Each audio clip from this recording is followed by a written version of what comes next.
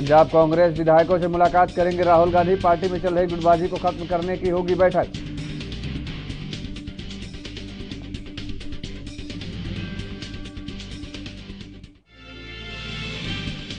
उत्तराखंड में सीएम आवास कोविड मरीजों के लिए किया जा रहा तैयार। बोले सीएम तीरथ रावत, तीसरी लहर की तैयारियों में कहीं कमी नहीं होगी।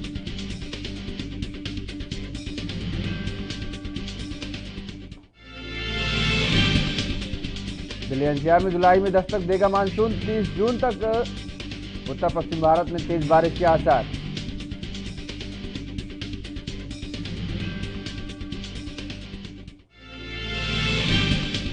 अमेरिका के पूर्व राष्ट्रपति डोनाल्ड ट्रंप की बढ़ सकती है मुश्किलें। कैपिटल हिंसा की जांच के लिए चयन समिति बनाएंगे यूएस हाउस डेमोक्रेट।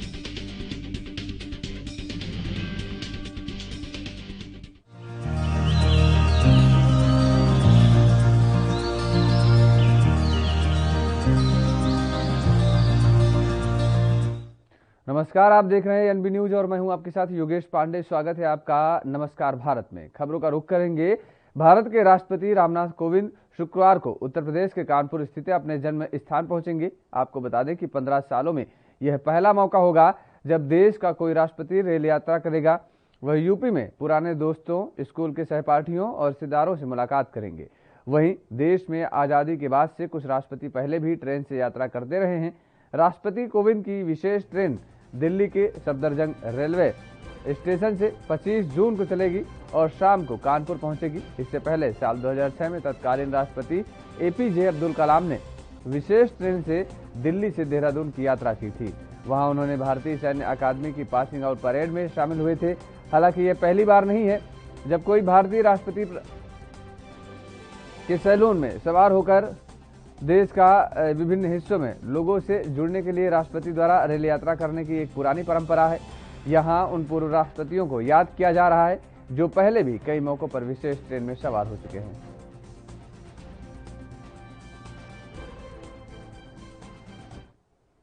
यूपी के गोंडा जिले में प्रभारी मंत्री सिद्धार्थ नाथ सिंह एक दिवसीय दौरे पर पहुंचे हैं। जिले में करनैलगंज ब्लॉक परिसर में आयोजित कार्यक्रम में उद्घाटन किया और कार्यक्रम में विकास योजनाओं को लाभार्थियों का पत्र भी वितरित किया। उसके बाद सामुदायिक स्वास्थ्य केंद्र में वैक्सीनेशन कैंप का निरीक्षण कर जमीनी हकीकत जानी। फिर अधिकारियों के साथ विकास कार्यों की समीक्षा बैठक की। बैठक के बाद मीडिया के द्वारा धर्मांतरण के सवाल का प्रभारी मंत्री सिद्धार्थ नाथ सिंह ने जवाब देते हुए कहा कि सरकार द्वारा धर्मांतरण के विषय पर सरकार सख्त है, कानून अपना काम कर रहा है। अभी गाजियाबाद में एक धर्मांतरण मामला उठा है, उनको हमारे एटीएस ने पकड़ा और उनके ऊपर रास्ता लगाया गया है। जो भी होगा सख्त से सख्त होगा, कार्रवाई की जाएगी।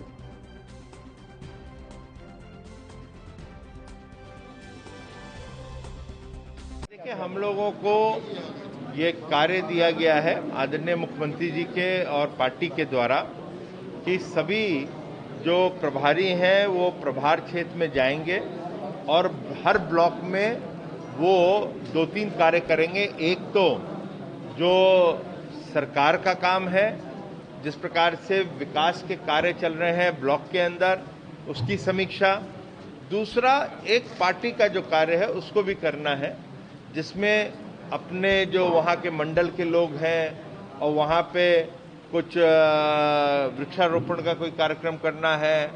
अब सरकार की तरफ से तो स्वास्थ्य विभाग में जो सीएचसी हैं, पीएचसीज हैं, वहाँ पे जाके निरीक्षण करना है। तो ये सब चीजें करने के लिए मैं आज गोंडा आया हुआ हूँ। इस पे कानून है, कानून सख्त है। हमारी सरकार एक विजय कन्नौजगंज में सर आपने भी बताया अभी एक प्रश्न पूछा उन्होंने, किसी ने पूछा ना धर्मांतरण का। धर्मांतरण के विषय पर सरकार सख्त है और कानून अपना काम कर रहा है। अभी गाजियाबाद में भी प्रश्न एक उठा है, जो धर्मांतरण करवा रहे थे उनको हमारे एटीएस ने पकड़ा है।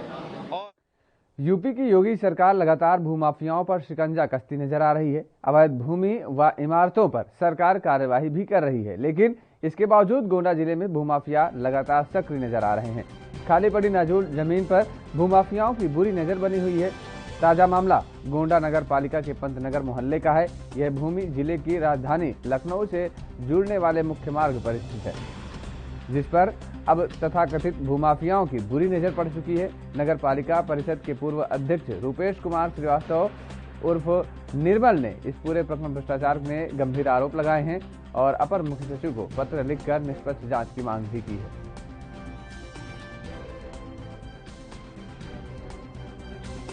नगर में जमीन का प्रकरण है और जमीन जिसका खाता संख्या 83 और 84/2 है, जो लगभग 7 बीघा और 19 बिस्वा ये ज़मीन है मौके पर। और मौके पर नजूल की ज़मीन है जो लगभग 2005 में उसका मतलब जो पट्टा था वो समाप्त हो चुका है। उसके बाद अधिशासी अधिकारी द्वारा जिला अधिकारी जी को 2 मई 2018 को एक पत्र लिखा जाता है और उसमें ये जिला अधिकारी को बताया जाता है कि इसकी अवधि समाप्त हो चुकी है और अब वो जो ज़मीन है वो सरकारी भूमि है और उसको सरकार द्वारा, जिला अधिकारी द्वारा, सरकार द्वारा अपने कब्जे में ले लिया जाए और लेने के बाद उसकी नीलामी कराई जाए और नीलामी कराने के बाद जो उससे धन अर्जित होता है उसको सरकार। यूपी के श्रावस्ती में पशु चिकित्सा अधिकारियों ने काली पट्टी बांधकर बीजेपी सांसद मेनका गांधी के खिलाफ विरोध प्रदर्शन किया। बताया जा रहा था कि सांसद मेनका गांधी ने पशु चिकित्सक के खिलाफ अभद्र टिप्पणी की थी, जिसके खिलाफ सभी पशु चिकित्सालय में डॉक्टरों और कर्मचारियों ने काली पट्टी बांधकर विरोध प्रदर्शन किया।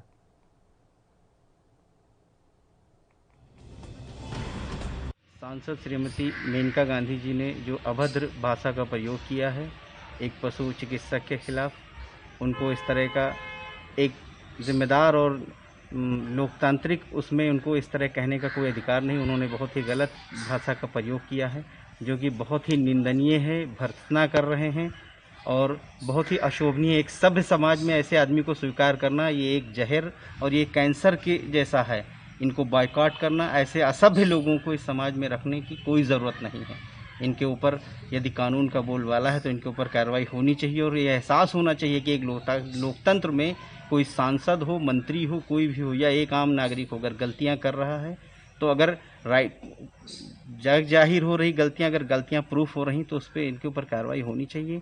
और इन्होंने जाति सूचक शब्दों का, कोई क्या किसी माली का या चपरासी का बेटा बड़ा डॉक्टर अधिकारी नहीं बन सकता है या सिर्फ बड़े लोगों के ही बेटे बड़े अधिकारी बनेंगे। इन्होंने जिस तरह के शब्दों का प्रयोग किया बहुत ही निंदनीय है। मैं अपने श्रावस्ती पशु चिकित्सा संघ की तरफ से इसकी कड़ी भर्त्सना कर। एक तरफ जहां देश में वैक्सीन की कमी को लेकर मारामारी है, वहीं दूसरी तरफ यूपी के महाराजगंज जनपद के नौतनवा हाईवे के पास एक सरकारी अस्पताल में मोटी रकम लेकर नेपालियों को बिना आधार कार्ड के वैक्सीन लगा देने का मामला सामने आया है, जिसके बाद अस्पताल से लेकर महाराजगंज प्रशासन में हड़कंप मच गया है। आपको बता दें कि नौतनिया बैनलिया मंदिर के पास कुंवर कौशल सिंह सामुदायिक स्वास्थ्य केंद्र पर बीते दिन वैक्सीनेशन के दौरान भारी संख्या में नेपाल देश के निवासी बिना लाइन लगाए फार्मासिस्ट के सहयोग से वैक्सीन की डोज ले रहे थे। जब वहां के स्थानीय पत्रकारों के द्वारा वैक्सीनेशन लगाने की प्रक्रिया का पड़ताल किया गया तो पता चला नेपाली बिना आधार कार्ड के पैसा देकर वैक्सीन लगवा रहे थे।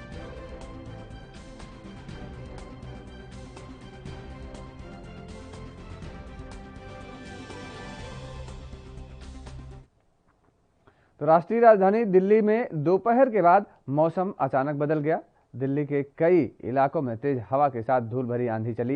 ये कल का मामला है और राजधानी में मौसम की करवट लेने से लोगों को उमस भरी गर्मी से मामूली राहत मिली। मौसम विभाग के पूर्वानुमान के मुताबिक दिल्ली के आसमान में आंशिक रूप से बादल छाए रहे और गरज और बारिश की भी संभावना हालांकि जताई जा रही थी लगातार। वहीं दिल्ली मौसम विभाग के मुताबिक 25 जून को भी दिल्ली तेज हवाओं के साथ बारिश की संभावना है।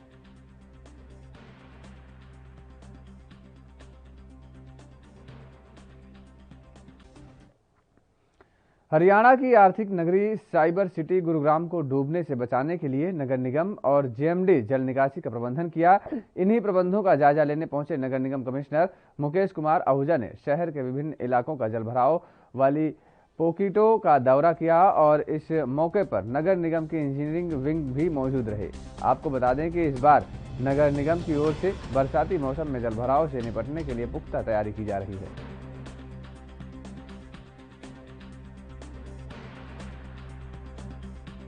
वल्नरेबल पॉकेट्स हैं जिसमें ट्रेडिशनली रहता है भराव की समस्या, वहाँ पे क्या क्या व्यवस्थाएं रहेंगी जीएमडी की ओर से, कॉरपोरेशन की ओर से, ताकि जनता को असुविधा ना हो, उन चीज़ों का मैं जायज़ा लेने आया हूँ।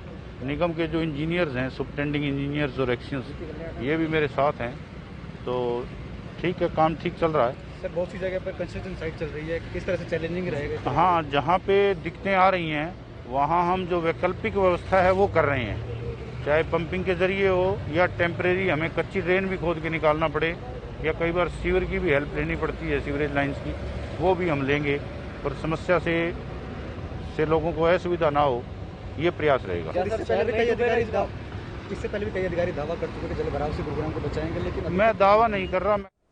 यूपी के हाथरस में बागला जिला अस्पताल के गेट पर सार्वजनिक शौचालय के पास महिला की डिलीवरी होने के मामले में डीएम हाथरस रमेश रंजन ने संज्ञान लिया है। डीएम रमेश रंजन ने महिला अस्पताल पहुंचकर पीड़ित महिला के परिजनों से जानकारी जुटाई।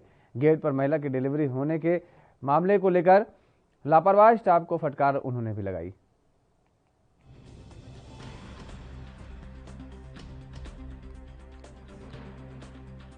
नॉर्मल रूटीन विजिट थी प्लस इस प्रकरण में संज्ञान में आया तो उसको देखने आया। इसमें बेसिकली जिनकी डिलीवरी हुई है वो डॉक्टर साहब की टीम ने बताया, तो उन्होंने भी बताया जिनकी डिलीवरी हुई है वो हॉस्पिटल में पहले से भर्ती थी। उसके बाद उनको थोड़ा बाहर घूमने की इच्छा हुई है, जो बाहर निकली थी, तभी सडन पेन शुरू हो गई थी। उस समय में जो हमारे हेल्थ प्रोफेशनल्स हैं उनके साथ में वहाँ मौके पर भी थे और फिर उनको तत्काल भर्ती कराकर भीतर हॉस्पिटल में ले आया गया था। उसमें कोई यही उसने लोगों ने दिया था। अभी उनसे बात भी हुई थी, जो भर्ती हैं जिनकी डिलीवरी हुई है, बच्चे ठीक हैं, दोनों के स्वास्थ्य भी सही है, उसको सही समस्या नहीं है। ताजनगरी आगरा के कलेक्ट्रेट परिसर में विगत 22 जून को अधिवक्ता के साथ पुलिसकर्मी द्वारा अभद्रता किए जाने का मामला अब तूल पकड़ रहा है। अधिवक्ता ब्रजेश भदौरिया के साथ हुए घटनाक्रम को लेकर Agra advocate bar association, greater war association के साथ अब आक्रोश व्यक्त करते हुए दीवानी चौराहे पर पुतला दहन किया गया। अधिवक्ताओं ने मांग की है कि दोषी पुलिसकर्मियों को निलंबित किया जाए। वहीं अधिवक्ताओं के खिलाफ थाना सिकंदरा में दर्ज की गई 7 क्रिमिनल एक्ट के मुकदमे को वापस लिए जाए।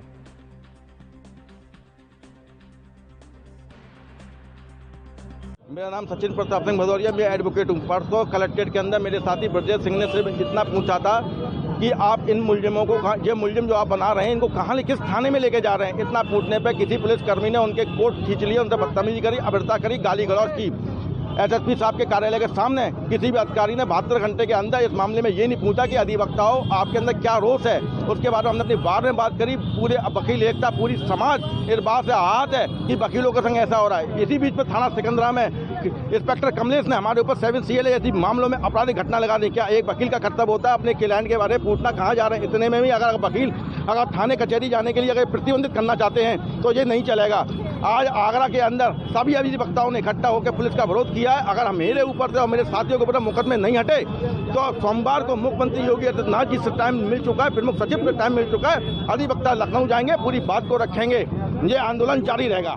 जो वकीलों के साथ हुआ है, अन्याय अत्याचार हुआ है, इसमें वकीलों की सिर्फ हम लोगों की एक मांग है कि जो नाई की मंडी ऐशो है वो बर्दाश्त किया जाए, वकीलों के खिलाफ मुकदमे वापस किए जाए।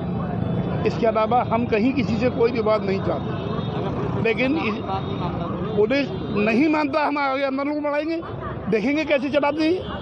ये अपना काम करें, हम अपना काम करेंगे, इसमें क्या बात है। बहिष्कार भी करेंगे आप? बिल्कुल सब कुछ करेंगे, हम सब कुछ कर सकते हैं, किसी भी हद तक जा सकते हैं, बिल्कुल नहीं रुकेंगे। अगर प्रशासन बिल्कुल नहीं मानता तो मानता है, कोई बात ही नहीं। चलेंगे अगली खबर का। मथुरा के यमुना एक्सप्रेसवे पर एक तेज गति से आते ट्रक ने जानबूझकर मारने के उद्देश्य से वाणिज्य कर विभाग की टीम पर ट्रक चढ़ा दिया, जिससे पुलिसकर्मी सहित 2 लोगों की मृत्यु हो गई और बचे हुए अधिकारी और कर्मचारी जीवन और मृत्यु के संघर्ष कर रहे हैं। वहीं आयुक्त मनोज त्रिपाठी की स्थिति काफी गंभीर है, उनका इलाज फोर्टिस अस्पताल में किया जा रहा है। परिजनों के मुताबिक वह कोमा में चले गए हैं और ट्रक ड्राइवर मौके से फरार हो गया है। पुलिस अधीक्षक देहात श्रीचंद्र के अनुसार ट्रक का नंबर प्लेट के आधार पर उसके मालिक का नाम पता ज्ञात किया जा रहा है।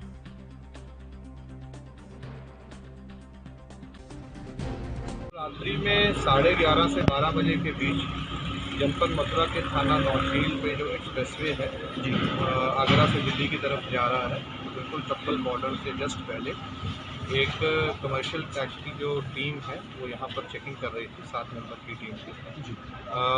चेकिंग करते समय एक आइशर कैंटर जो पीछे से एक्सप्रेसवे पर आ रहा था, तो उनकी एक डस्टर गाड़ी को टक्कर मारी है। इस घटना के फलस्वरूप जो टीम चेकिंग कर रही थी उसके मेंबर्स घायल हुए। सूचना पाते ही तत्काल पुलिस द्वारा को हॉस्पिटल में शिफ्ट किया गया है।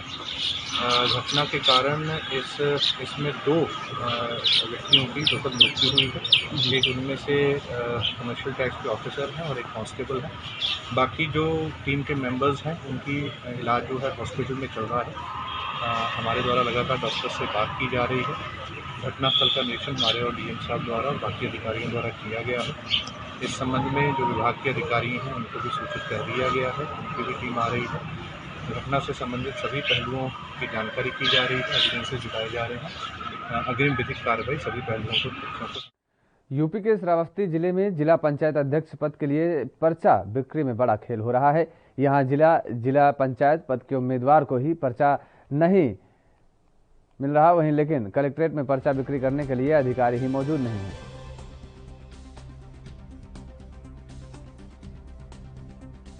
पानी है क्या? का मकसद यह है कि हमारे पार्टी के अधिकृत उम्मीदवार अनुराधा यादव प्रत्याशी हैं, उनके पर्चा के संबंध खरीदने के पर्पज से हम लोग कलेक्ट्रेट आए हैं।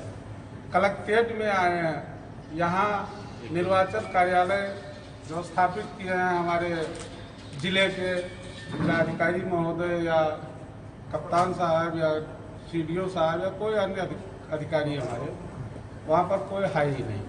एक चपरासी बैठे।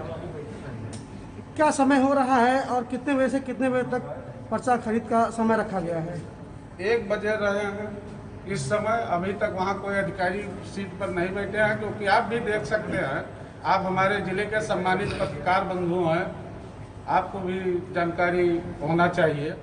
काफ़ी दिक्कत हो रही है, ये पता नहीं चल पा रहा है कैसे है। बस यहाँ जब कर्मचारियों से पूछा जा रहा है तो कह रहे हैं कि ऊपर है नीचे है, और किसी का ना फोन लग रहा है ना कुछ हो रहा है। तो इसलिए हमको काफ़ी सारी दिक्कत हो रही। तो इसमें आप लोग का सहारा नहीं है। आप लोग क्या लग रहा है आपको कि यहाँ शासन सत्ता का पूरा प्रभाव है, पूरा दबाव कार्यों के ऊपर है, क्योंकि यहाँ पे अधिकारी नहीं बैठे हैं? जी हाँ, अधिकारी नहीं बैठे हैं, मतलब शासन का थोड़ा बहुत तो दबाव होगा जरूर, तभी जो है अधिकारी नहीं बैठे। नहीं तो ये इसमें टाइम चल रहा है, टाइम चलते हुए भी इसमें। संभल में भेंसा नदी को कब्जा मुक्त कराने पहुंचे पुलिस प्रशासन के लोगों से जमकर नोकझोंक हुई। मौके पर भारी संख्या में लोगों की भीड़ इकट्ठा हो गई और इसके साथ ही पुलिस प्रशासन के साथ नोकझोंक हुई।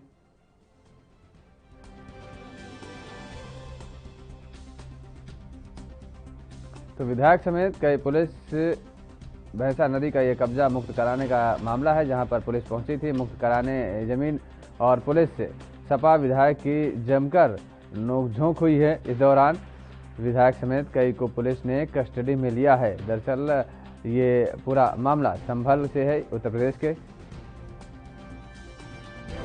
पुलिस एसडीएम हमको ले जा रहे हैं और हमसे ये कह रहे हैं कि यहाँ पर इस जगह पर जब तक हम लौट के नहीं आ जाएंगे आपसे बात करके जब हम कोई कार्रवाई करेंगे उससे पहले हम कोई कार्रवाई। आप वार्ता के लिए जा रहे हैं या कस्टडी में जा रहे हैं? के लिए जा रहे हैं। ये कस्टडी मानेंगे सर? ये तो गिरफ्तारी हो रही है। आप जैसा चाहे वैसे।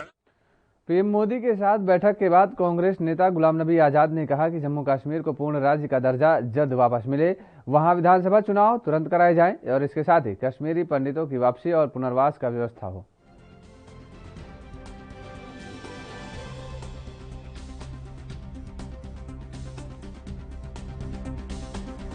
तो आज जो मीटिंग हुई और हम तीनों ने जो कांग्रेस की तरफ से जो बात की है,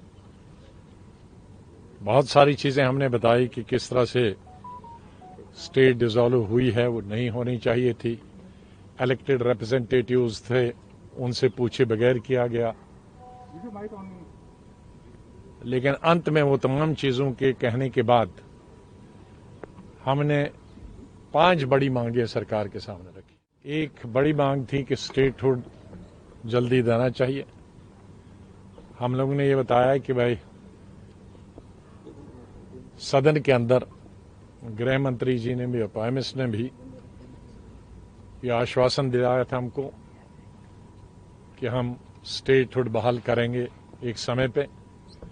तो हम लोगों ने कहा कि अब समय तो आ गया है, सब इलेक्शंस वगैरह हो गए, बीडीसी डीडीसी इलेक्शन हो गए, और अभी शांति भी है, सीज फायर भी है, बॉर्डर भी शांत है। तो इससे ज्यादा कोई अनुकूल समय नहीं हो सकता स्टेटहुड ग्रांट करने के लिए। ये हमारा मांग। हम लोगों ने ये भी मांग की कि आप कहते हैं कि लोकतंत्र को मजबूत करना है। अब आपने पंचायत के इलेक्शन किए, जिला परिषद के इलेक्शन किए, तो ऐसा कैसे हो सकता है कि विधानसभा न हो? तो इसलिए विधानसभा का इलेक्शन भी तुरंत करना चाहिए, डेमोक्रेसी को बहाल करना चाहिए। तीसरी चीज हमने बताई कि बहुत बड़े जमाने से हमारे डोमोसाइल, हिस्टोरिकली डोमोसाइल रूल्स थे। जमीन का तो हमारे महाराजा के जमाने से था, 1925 के जमाने से, और बाद में नौकरी का भी था। तो केंद्रीय सरकार को ये गारंटी देनी चाहिए कि वो भी जब बिल लाएगी तो उसके साथ हमारे जमीन की गारंटी, और जो लोकल मुलाजिम हैं, IAS IPS, वो तो आते रहेंगे, वो तो हर स्टेट में है, वहां भी आते रहेंगे, लेकिन जो एम्प्लॉयमेंट की अभी तक हमारे साथ एक सुविधा थी, वो सुविधा की गारंटी देनी चाहिए। फिर हमने कहा कश्मीरी पंडित जो हैं पिछले 30 साल से वो बाहर हैं, बहुत सारे, जम्मू में भी हैं, कश्मीर में भी हैं कुछ, लेकिन अधिकतर बहुत बड़ी संख्या जो है वो बाहर है। अब हम संतोष उस दिन हो जाएंगे जिस दिन इलेक्शन में हो जाएगा और स्टेटहुड दी जाएगी। और सब ने ये एक मांग की, हम लोगों ने भी मांग की है कि फुल फ्लैज स्टेटहुड की बात हम करते हैं। सर, कोई समय सीमा सरकार की तरफ से दी गई है सर चुनाव कराने की? कोई नहीं, उसके लिए PM ने कहा, हम लोगों ने कहा कि पहले बुलाए, तो उन्होंने कहा कि मेरा बिल्कुल पिछले साल से ये मन था कि बुलाऊं, लेकिन चूंकि कोविड था तो कोविड में इतने लोगों को इकट्ठे बुलाना, बल्कि उन्होंने ये भी कहा कि पोस्ट कोविड ये सबसे बड़ी मीटिंग मेरे इस हॉल में हुई है, ये सबसे बड़ी है कोविड में। तो लेकिन एक विंडो निकला, तो इस विंडो में हमने बात की। आजाद साहब, आज खबर आई है कि चुनाव आयोग भी जल्दी, मतलब परिसीमन आयोग जो है जल्दी ही बैठक बुलाएगा, सर्वदलीय बैठक। वो मुझे मेरी जानकारी, आप लोग उसका स्वागत करते हैं अगर जल्दी? हाँ, जल्दी होना चाहिए। अगर इलेक्शन करना है और नॉर्मलसी बहाल करनी है, डेमोक्रेसी बहाल करनी है, हम चाहते हैं कि तुरंत डेमोक्रेसी बहाल हो जाए। हम लोगों ने ये भी बात रखी कि हम ब्यूरोक्रेसी के खिलाफ नहीं है, ब्यूरोक्रेसी एक हिस्सा है डेमोक्रेसी का और सरकार का, लेकिन ब्यूरोक्रेसी सरकार खुद अपने आप में लेजिस्लेचर का काम नहीं कर सकती है, मंत्री का काम नहीं कर सकती है। तो इसलिए ब्यूरोक्रेसी हमारे कॉन्स्टिट्यूशन में निर्धारित है, ब्यूरोक्रेसी को क्या करना है और पॉलिटिकल लीडरशिप को क्या करना है, जिसको PM ने स्वयं मांगा कि भाई ब्यूरोक्रेसी पॉलिटिशियन को रिप्लेस नहीं कर सकती, उनकी एक अलग सिस्टम है काम करने का और राजनेताओं का अलग है। नमस्कार भारत में फिलहाल मेरे साथ इतना ही। बाकी खबरों के लिए आप देखते रहिए ANB न्यूज।